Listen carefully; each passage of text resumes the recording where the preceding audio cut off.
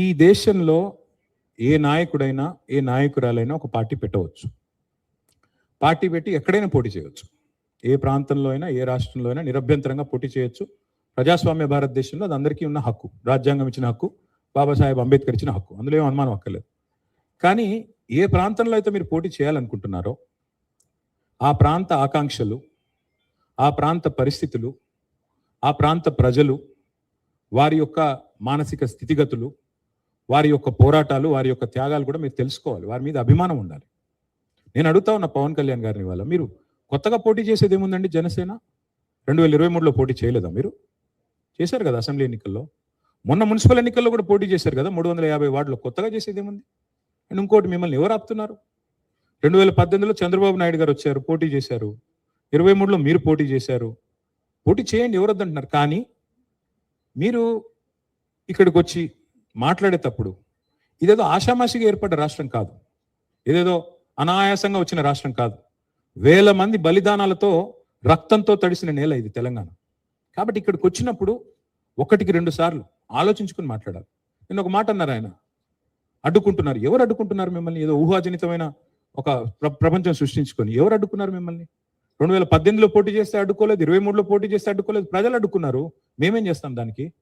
ఒకటి మాత్రం పక్కా, పవన్ కళ్యాణ్ గారైనా ఎవరైనా సరే తెలంగాణ ఆవిర్భావ దినోత్సవం రోజు వచ్చి ఇక్కడ మేము సభ పెడతాం. అది కూడా గతంలో నేను తెలంగాణ ఏర్పడ్డప్పుడు నాకు ఆ విభజించిన పద్ధతి నచ్చలేదు. ఒక ఆయన అంటాడు తల్లిని చంపి బిడ్డను బతికించారంటాడు, ఇంకొక ఆయన విభజించిన పద్ధతి నచ్చలేదు అంటాడు. ఇవన్నీ ఏంటంటే తెలుగు హైదరాబాదీ అల్ఫాజ్ మే బోల్నా అయితే గుమా ఫిరాకి బోల్నా బోల్తే ఇసుకో. నాకు ఇష్టం లేదు తెలంగాణ ఏర్పడని సీదా చెప్పక ఉల్టా పుల్టా మాటలు ఎందుకు? ఇది బాగలేదు, అది బాగలేదు. మరి నువ్వు అది బాగలేక ఇది బాగలేక 11 రోజులు అన్నం తినకుండా ఉంటే మళ్ళీ తెలంగాణ ఆవిర్భావ దినోత్సవం రోజు మీటింగ్ పెట్టాల్సిన అవసరం ఏముంది? సరే మీటింగ్ పెడదాం అనుకున్నావు, అడ్డుకున్నది ఎవరు? కాంగ్రెస్ ప్రభుత్వం. ఏమైనా అనాలనుకుంటే వాళ్ళని అనాలా? కాబట్టి పవన్ కళ్యాణ్ గారైనా ఎవరైనా ఈ దేశంలో ఎక్కడైనా పోటీ చేయొచ్చు, మాకు అభ్యంతరం లేదు. పోటీ చేశారు కూడా కదా మీరు. 2023 మేబీ ఆ బోత్ కరే మీ అయ్యే జాగీరా. నేను ఒకటి మాత్రం పవన్ కళ్యాణ్ గారు గుర్తుపెట్టుకోవాలి, తెలంగాణ ఖచ్చితంగా తెలంగాణ భూమిపుత్రుల జాగీరు. తెలంగాణ భూమిపుత్రుల జాగీరే తెలంగాణ. ఇందులో ఎవరికి అనుమానం కూడా అక్కర్లేదు. 100%. ఈ నేల కోసం కష్టపడ్డ వాళ్ళు, ఈ నేల కోసం పోరాటాలు చేసిన వాళ్ళు, ఈ నేల కోసం త్యాగాలు చేసిన వాళ్ళు, నెత్తురుతో తడిచిన నేల ఇది. ముమ్మాటికి తెలంగాణ ఈ భూమిపుత్రులు, ఇక్కడున్న 4 కోట్ల మంది జాగీరిది. కానీ మీరు రండి, ఇక్కడే ఉండండి, మీ కుటుంబాలు ఇక్కడే ఉన్నాయి, మీ వ్యాపారాలు ఇక్కడ ఉండండి, ఎవరొద్దన్నారు? 10-12 ఏళ్లలో ఎక్కడన్నా చిన్న సమస్య వచ్చిందండి? నేను అడుగుతా ఉన్నా, మా దృక్పథం ఎట్లాంటిది అంటే, వైజాగ్ స్టీల్ ప్లాంట్ను ప్రైవేటీకరిస్తున్నారు మోడీ ప్రభుత్వం అంటే మేము మద్దతు పలికాం. తప్పు ఇది మీరు చేస్తుంది, పబ్లిక్ సెక్టర్ అండర్టేకింగ్స్ ని కాపాడాలని రిక్వెస్ట్ చేశాం. That is our philosophy. ప్రాంతాలుగా విడిపోయినా ప్రజలుగా కలిసి ఉండాలని కోరుకున్నాం. కానీ నిన్న పవన్ కళ్యాణ్ గారు ఇంకొక 2 మాటలు మాట్లాడారు. ప్రాంతీయవాదం అన్నారు. ప్రాంతీయవాదం ఉగ్రవాదం కంటే ప్రమాదం ఏదో అన్నాడు ఆయన. నేను వారికి గుర్తు చేస్తా ఉన్న, ప్రాంతీయవాదం అంటే మరి పొట్టి శ్రీరాములు గారు 58 రోజుల పాటు ఆత్మ బలిదానం చేసుకున్నారే, పోరాటం చేసి మద్రాస్ ప్రెసిడెన్సీ నుంచి వేర్పడి తెలుగు రాష్ట్రం కావాలి, లింగ్విస్టిక్ బేసిస్గా రాష్ట్రాలు ఏర్పడాలి అనే ఒక ఆకాంక్షతో వారు ఏదైతే పోరాటం చేశారో, లింగ్విస్టిక్ బేసిస్కి వారికి సంబంధం లేదు. మద్రాస్ నుంచి ఆంధ్ర రాష్ట్రం వేరుపడాలని పొట్టి శ్రీరాములు గారు 58 రోజులు నిరాహార దీక్ష చేశారు. అది కూడా ప్రాంతీయవాదం అంటారా?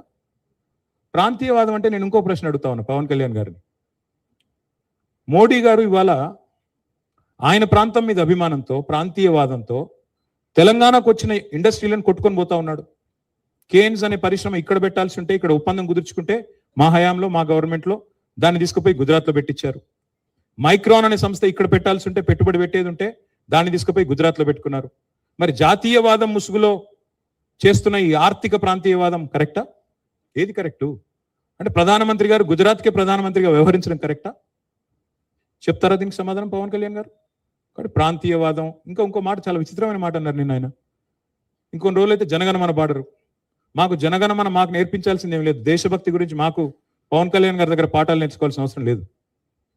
ఈ నేల ఆనాడు నిజాం సర్కార్కు వ్యతిరేకంగా పోరాటం చేసిన నేల, కమ్యూనిస్టులు కదం దొక్కిన నేల ఇది. కాబట్టి మాకు పోరాటాలు కొత్త కాదు, మాకు యుద్ధాలు కొత్త కాదు, త్యాగాలు కొత్త కాదు. మాకు వాటి గురించి జాతీయ భావన ఉంది ఇక్కడ, దేశాన్ని గౌరవించే సంస్కృతి ఉంది. వి contribute to the nation. We are less than 3% of India, but we contribute to 5% of India GDP. So we don't need any kind of moral lectures are moral policing from. వారు ఆంధ్రప్రదేశ్ ఉప ముఖ్యమంత్రిగా వారిని గౌరవిస్తాం, వారిని ఆంధ్రప్రదేశ్ ఉప ముఖ్యమంత్రిగా డెఫినెట్ గౌరవిస్తాం, ఒక కళాకారుడిగా ఒక నటుడిగా అభిమానిస్తాం, ఒక సోదరుడిగా ఇంటికి వస్తే బిర్యానీ పెడతా, హైదరాబాద్ బిర్యానీ పెడతా. కానీ వచ్చి మా సెక్రటేరియట్లో కూర్చొని పెత్తనం చేస్తాము మా రాజకీయాల్లో. మరి ఇంకా మొన్ననే కదా వేరుపడ్డది, ఇంత కష్టపడి 60 ఏళ్ళు పోరాటం చేసి మొన్న వేరుపడ్డాం 2014లో.